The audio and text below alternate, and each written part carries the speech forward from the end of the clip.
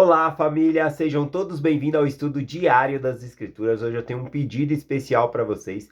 Quem não é inscrito ainda no canal do Isaías, tá bom? O canal dele é chamado Porta-Voz. Tá faltando 23 pessoas, né, para se inscrever para o canal dele ter 1.000 inscritos. E depois de 1.000 inscritos, o YouTube começa a divulgar mais para outras pessoas, o canal cresce mais rápido, tá bom? Com o propósito de propagar o Evangelho. Como ele compartilha mensagens sobre o Evangelho, então eu peço a vocês que se inscrevam aí no canal do Isaías, tá bom? Eu vou colocar na descrição do vídeo e também vou colocar no topo dos comentários aí. O nome do canal é Porta-Voz, tá bom? Bom, dito isso, né? Eu tô com a garganta minha atacou de novo, resfriado, mas nós estamos aqui para compartilhar a mensagem, tá bom? Então não presta muita atenção na voz, não. Tá bom? E eu sou grato às orações de vocês também, tá bom? Eu me sinto blindado, né? Agora eu fico um pouquinho ruim, mas é só arranhando a carenagem, né? Logo, logo eu tô zerado, viu? Gratidão pelas orações de vocês. Vamos lá. Hoje nós vamos compartilhar Apocalipse, capítulo 17, tá bom? Esse capítulo, né? Quando o anjo mostra a João, a meretriz, né, a Babilônia, a gente tá falando sobre a Babilônia, que é a Babilônia, a meretriz, tá bom? Quando ele mostra, ele fica muito admirado, tá bom? Não no sentido de admirado de que, nossa, que coisa bonita, mas muito espantado com aquilo que ele viu. Aqui tem muito a ver com Daniel, capítulo 2, o sonho de Nabucodonosor, a estátua, né, o pé da estátua que tem 10 dedos, aqui a gente vai ver que tem 10 chifres, né, na visão de João. E também em Daniel capítulo 7, o quarto animal que Daniel vê, também tem 10 chifres, uma aparência horrível. E o Daniel também, ele se admira muito, né, daquela quarto animal que ele viu, tá bom? Então a gente vai falar um pouquinho sobre isso. Se você quer entender um pouquinho mais o capítulo 17 aqui de Apocalipse, eu recomendo também você ler primeiro Nef, do capítulo 11 até o capítulo 14, porque lá Nef ele tem a mesma visão que João aqui, mas ele não pôde escrever, porque o anjo falou para que ele não escrevesse as mesmas palavras, porque João já escreveria, tá bom? Mas ele fala muitas coisas aqui com detalhes. Então, o contraste que nós vamos fazer aqui no capítulo 17 é o Cordeiro de Deus, sendo Jesus Cristo, e a besta é o próprio diabo, tá bom?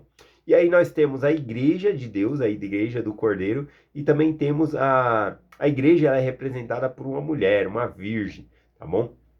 Já a igreja do diabo, ela é representada por uma prostituta, conforme nós vamos ver aqui, tá bom? Mas, deixa eu ler alguns versículos aqui, né? Rapidinho. Primeiro aqui, só para fazer um contraste, primeiro Nef, capítulo 14, versículo 10, diz aqui, ó. E disse-me ele, eis que não há mais do que duas igrejas. Uma é a igreja do Cordeiro de Deus, e a outra a igreja do diabo. Portanto, quem não pertence à igreja do Cordeiro de Deus faz parte daquela grande igreja, que é a mãe da abominação, que é a prostituta de toda a terra. Bom, aqui fala então que só há duas igrejas. Uma é a igreja de Deus e a outra a igreja do diabo. Quando ele fala igreja do diabo, a gente não pode pensar em uma única instituição, tá bom? Tá falando aqui em Apocalipse capítulo 17 sobre enraizado, né, em vários, tá no governo, inclusive religião também, né? Então ele se enraizou em todo lugar, significa o poder de Lúcifer sobre as nações, conforme nós vamos ver aqui, tá bom? Então vamos lá, vamos começar aqui o versículo 1. Versículo 1, Apocalipse capítulo 17, versículo 1, diz assim: E veio um dos 7 anjos que tinha as 7 taças, e falou comigo, dizendo: Vem, mostrar-te-ei a condenação da grande prostituta que está assentada sobre muitas águas. E muitas vezes a própria passagem de escritura se esclarece. Aqui ele fala de uma prostituta assentada sobre muitas águas. Conforme eu falei, a igreja de Deus é uma mulher. E a prostituta significa então a igreja do diabo, mas conforme eu falei, são várias ramificações em governo, várias instituições que promovem tudo que é contra o evangelho de Deus, tá bom? Tá enraizado ali o inimigo fazendo o seu poder.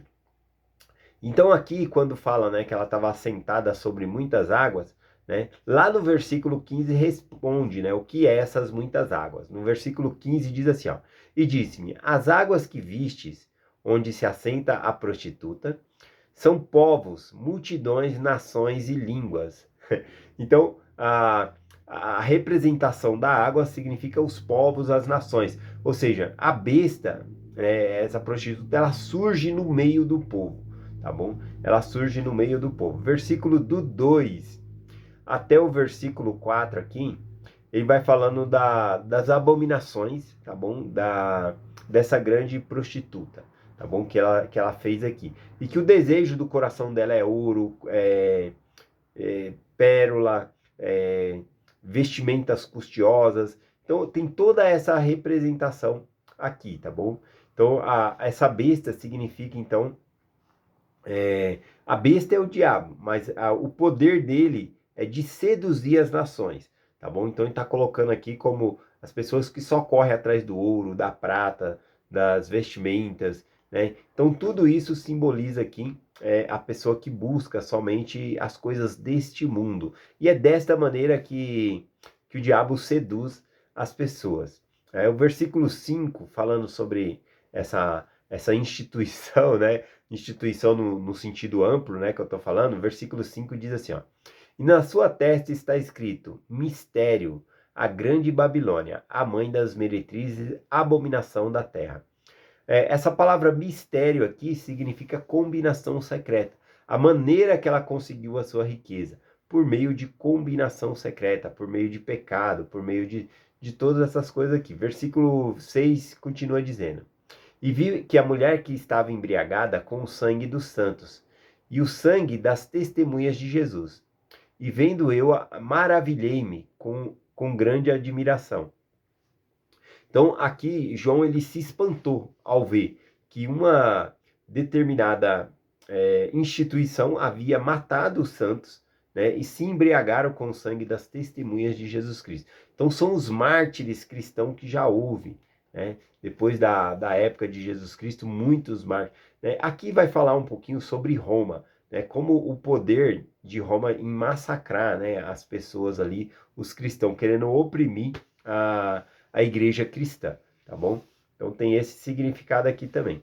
Aqui, né, quando fala que ele se maravilhou, assim, né, com grande admiração, a gente consegue ver Daniel, capítulo 2, quando ele fala lá sobre o sonho de Nabucodonosor, as pernas da estátua ali eram 10 dedos, né? Então, significando 10 reinos, no sentido de que o número 10, né, tem o sentido de total. Então, todos os reinos, né? Isso significa aqui.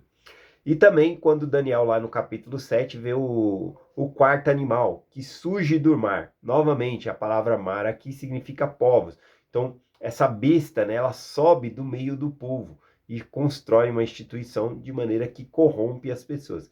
Isso aqui é uma figura muito bem que João está falando sobre Roma, no sentido que o que ela fazia?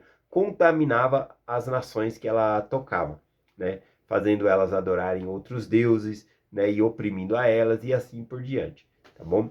A gente vê aí no Novo Testamento quando Paulo começa a pregar aos gentios, né, quanta idolatria existia. Então tudo isso é contaminação por meio desse reino, né, que já veio de outros também, tá bom? Vamos continuar aqui que ele vai dar mais detalhe. Versículo 7. E o anjo me disse, por que te admiras, né?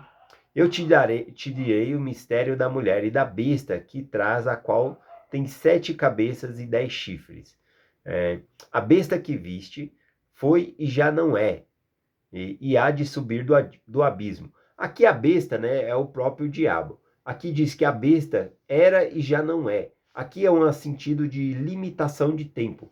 A gente tem que lembrar de Deus, que ele é atemporal. Ele é antes, durante e ele é o princípio, meio, fim. Não tem como colocar Deus dentro de um tempo limite.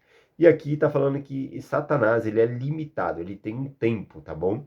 É esse o sentido aqui dessa escritura, né?